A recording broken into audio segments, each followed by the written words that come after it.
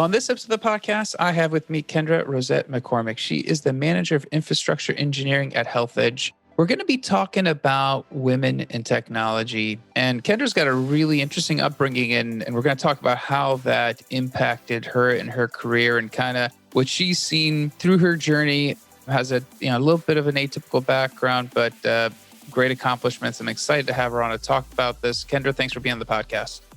Thank you so much. Absolutely.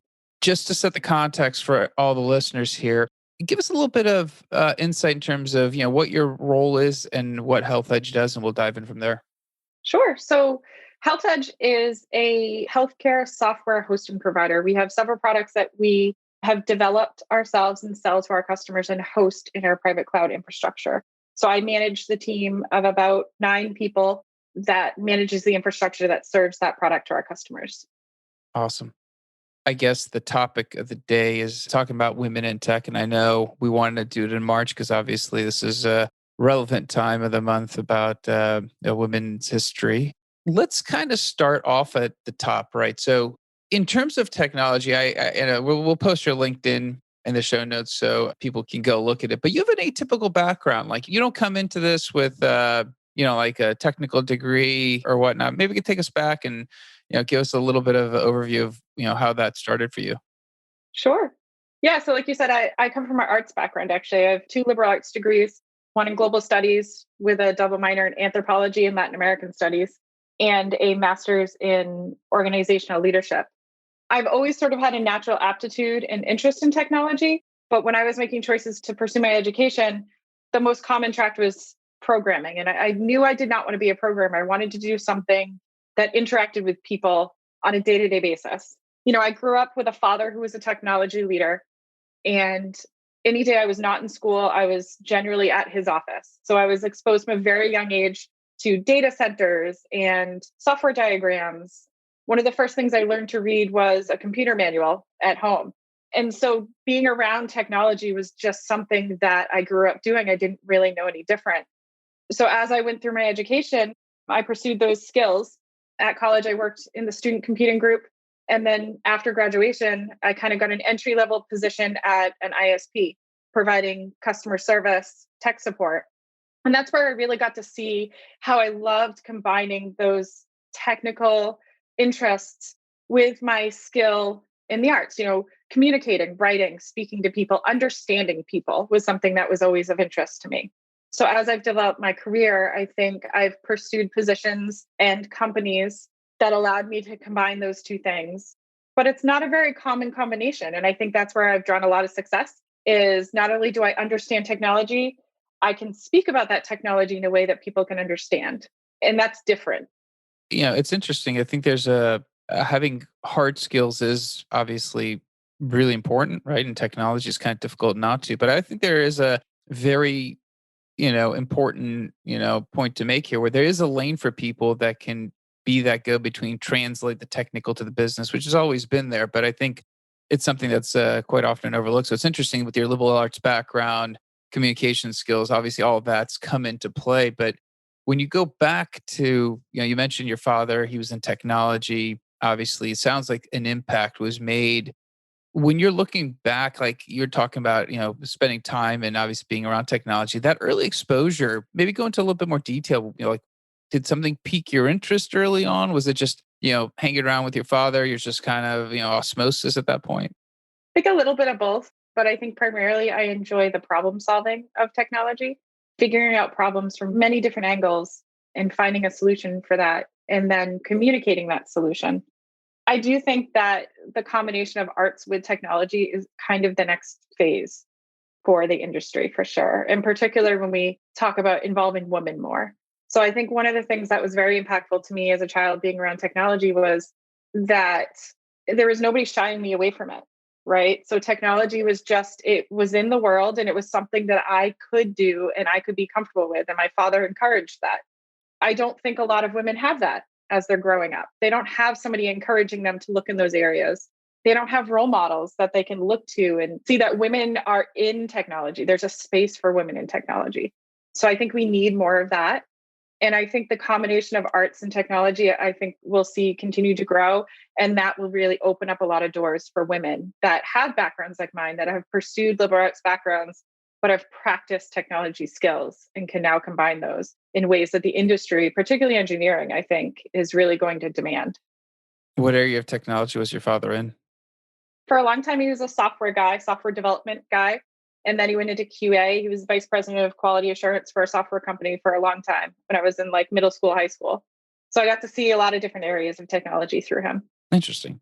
Did you feel like you could belong more within technology? Like, did that make you feel like you were more comfortable, that you weren't an outsider to being a part of the technology group? Personally, I did. My experience wasn't always that. A lot of my background is in public sector, and it was very difficult to find the space as a female, not just a female, but a young female at the time in technology. I had to learn to be underestimated. And I learned that being underestimated because I was young and female in technology was an opportunity. It wasn't a roadblock. It was my opportunity to surprise people. And when you're surprised, you listen, right? You shut up and you listen. And that was my way of getting people's attention and using it as an opportunity to shine, not to be shied away. And that was a mindset I had to develop to overcome, people's attitudes towards women in technology. And it's something that I try to share a lot with others because I think it's a tool. A lot of women see being underestimated as a failure. And it's not, it's an opportunity to really take that and blow people away to make them listen. I guess when you're looking back at the public sector, I don't have a lot of insights. I'd love to hear from you, but how common would a female or, I guess we'll start with female, be within a leadership position? In the technology field, I saw almost none. I think in Massachusetts, where I was working, I was one of the very, very few that was a leader in technology. And I had to fight very hard to be there. I had to fight and work much harder than the men that I worked around in order to get promoted and make an impact. And that's something I want to change. I want to be, that role model or that example for other women in my role, that they can see that people do it and there's opportunities there to fill that space. I think when we were talking on our pre-call, I was mentioning I've had a number of female data scientists leaders on, and I think the conversation always goes to, data science seems to be a growing field for females. And maybe you're not seeing that in other areas, especially like within infrastructure. I mean, you're within infrastructure, so we can talk about your area. And I think we were talking, or I was mentioning to you, I kind of felt, maybe as more females are going into data science, there's a feeling of inclusivity. You obviously, when you're the public sector, I mean, you were one of a few, and obviously even now within the infrastructure side. I mean, what has to like? I mean, a question of what has to change is too big, but is it that just females or girls at a younger age aren't being introduced to like infrastructure could be a career path? Is it just viewed as a maybe it's male dominated and that sense of inclusion is not there to even maybe go down the path to examine it? I think early exposure is really key for STEM for women. It allows the girls to imagine themselves in those roles, to use those parts of their brain to figure out what they're interested in and what they're good at. And it introduces them to that before those gender norms or stereotypes are learned, right? And not just for the women, but the boys also, right? So if we're introducing girls to STEM early and the boys see that as well, then they grow up understanding that women are in technology and are just as good as technology as me. So as they get older, it's no big deal, right? It's much more accepted. So I think from both sides, it's really important for that early exposure.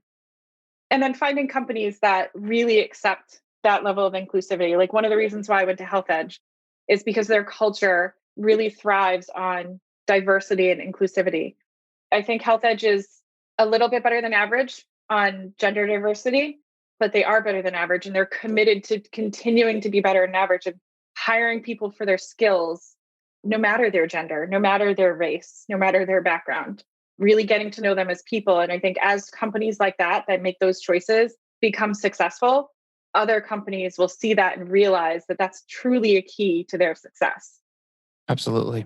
Yeah, it's interesting when you mention, the early exposure to STEM. I always reference a story of taking my daughter to Target and going down the Lego aisle. Actually, you can go down multiple aisles, but if you go down the Lego aisle, you can clearly see on the left-hand side in our Target is all boy-related Legos, and on the right, they're all girl-related. And it's quite obvious. It's, if you walk down, you'll see that it's all Star Wars and Harry Potter on one side, and it's all, Lego friends and Disney princesses on the other. And you're like, it's kind of weird because you're like, if you had intermixed them, maybe you see something that attracts the attention, but it's so clearly done that, when you're talking about the early aspect of it, there's so many things fighting against you sometimes that you have to kind of overcome just the old structure of things, it seems. Yes. And I think we're starting to see some change in that. And like I said, I feel like particularly the engineering industry will start to embrace arts skills and those softer skills as a huge asset combined with those technical skills. So I think we need to expose that early in terms of toys as well. Like you were saying, there should not be gender for the toys. Girls can play with whatever toys. Actually, I grew up playing with Ninja Turtles Yeah, that's awesome. and Legos. I guess I had very little awareness of gender norms growing up. And I think that's because I was one of three daughters, and my father encouraged us to never let anybody tell us we couldn't do something because we were a female. So I don't think I was ever really aware that those differences happened until I, graduated and pursued a career where I really saw those differences. So I think growing up with that mindset was a huge deal for me also. I think that's interesting because I think that early influence is so big. I mean, especially since your father was in the industry, you got that early exposure, as you mentioned, big help. If you're kind of looking, I guess, from your purview now as a manager and you've been in technology for a long time, if you were looking at someone coming out of college, and it could be a female, it could be somebody, it could be a male, it could be a diversity person, it could be anybody, right? And let's say they just didn't pursue a technology path in college and they may not even be aware, right? And it's one of those where if you're not even aware that there could be a career like, QA is a path that might not be as technical as a software engineering or like a DevOps role or something like that, but yet it can leverage a lot of skills and be challenging. Like, where do we start to have people be aware those options exist when sometimes they don't even know about the options that could be there within technology? Yeah, I think that's where mentorship becomes really important. Women that are technology leaders or industry leaders of whatever industry, reaching back and being an example to girls in the secondary education space, in the primary education space, just demonstrating the opportunities to pursue and the different areas that they can pursue. And for me, once I entered, the career phase of my life, I think the best advice I would have for others in that time is take the work that nobody wants to do. That's where I've learned the most about what I'm interested in and been able to have the biggest impact in all of my different roles is finding the work that nobody wants to do and doing it well. And you learn so much about yourself, and other people learn so much about you and women in technology, understanding what they can do. I like that. I don't think I've heard that response when it comes to that, where, look for the work that no one wants to do. Obviously, the lower barrier to get into that space, because obviously people are pushing it off. And obviously, if you excel, you can draw some attention to yourself. Exactly. When you're looking at, that mindset and you're kind of looking back, I think you mentioned your father always said, don't let people limit you. It sounds like that really has gone hand in hand. Obviously, you have a desire of what you're doing within technology, you Legos. I mean, those are all good signs that you like to, build and that kind of stuff. But it really sounds like you have this specific mindset that you're trying to always just, level up. You're trying to overcome a hurdle, a barrier. It doesn't sound like you quit very easily. I think that's a very instrumental trait, honestly, especially in technology. For sure. Yeah, and some of that was developed, through trying to break barriers as a young woman in technology. Like I said, I had to work harder, I had to work faster, I had to do the work that nobody wanted to do. And so that just became part of my psyche. It became very successful for me because it gets people to notice, right? It draws their attention to your skills and your value, not just in the technical area, but in the arts area as well, and your ability to combine those. Do you think if you would have had a technical degree, I'm curious because obviously you didn't have a technical degree coming out. Do you think looking back, having the arts degree, obviously you're very good at the communication side, would that have given you a different type of advantage? Or, I mean, I'm pretty sure you're pretty happy with the outcome now, but curious, like, yeah, how instrumental maybe a technical degree could have been to you. That's a really interesting question. And I think I wouldn't have developed the mindset that I do and the drive that I do because perhaps some of those barriers would have been lower or would have been later in my career. And I wouldn't have had to develop this grit and this resiliency to overcome. So I think it's really given me that basis to move forward and utilize that mindset that I may not have developed if I came out with a technical degree. I could see that. That could easily be, I think the way you push yourself, underestimating, it kind of drives you to prove people wrong. Obviously, with the technical degree, people would assume you belong, and maybe you don't look for the work that nobody wants to do, right? Obviously, that's just a different path. But it's interesting because I think you were exposed early, but I think your personality traits are like a very unique combination of, kind of desire, but also that drive, which I think a lot of times, kicks in when there's some passion behind it. And I was going to ask you about, that because in your case, you saw it growing up, but that passion for technology sounds like it was kind of sparked within you early. Like if you're somebody who's getting exposed later in career to find that spark in technology, is it more of, you mentioned mentorship, but, you know, talk to a lot of different people, kind of, go down the one rabbit hole and see if you find something deeper? Is there like an area that you like a way you'd kind of approach it? I would say don't dive too deep in one area. Try a little bit of everything. Where I've found a lot of success is being exposed to as much as possible so I can speak to them as much as possible and how things interact with one another. I think that's a problem with sometimes with a technical degree is you get so deep down into one area, whether that's programming or, you know, math or, whatever the area might be, and you don't get the exposure and the education in the other areas. And you become much less flexible and much less dynamic. And it's harder to apply yourself to different industries or different companies when you do that. So I would say just expose yourself to as much as possible. Look at every opportunity that's available and not just technical opportunities. You can dive into a non-technical area, but bring your technical expertise and draw attention to new things that they may not have thought of otherwise. Awesome. I think you definitely have achieved quite a bit, and we'll definitely be connected. See how things progress for you, and hopefully, I know you want to give back. I'm sure people will listen to this and hopefully reach out with any questions. And I mentioned we'll put your LinkedIn profile in the show notes. Is that a good place for people to reach out to not just learn more about you, but actually to kind of get in communication with you? Absolutely. And I share a lot of the different groups I'm a part of to promote women in technology and girls in technology. And I share a lot of that content as well. So if that's of interest to people, it's a good place to find that. Awesome. We'll definitely make sure that's all there. And if anyone wants to know more or learn more about what Kendra's been talking about, please feel free to connect with her. I think she has a lot to share. And Kendra, thanks for being on the podcast and kind of giving your insights in terms of your career trajectory and kind of your background. It's been awesome. Yeah. Thank you so much for the opportunity. Absolutely. And that is going to wrap up this episode. We'll be back again, hopefully, different guest, different topic. Until then, I always ask for two things. One is keep sharing the podcast. The subscriptions are creeping up, and it's exciting just to watch it go up. Hopefully, people are finding value in the content. And secondly, if you have a topic or something you want me to talk about, connect on LinkedIn, send me a message, and I will try my best to find someone to speak to that topic. Until then, thanks.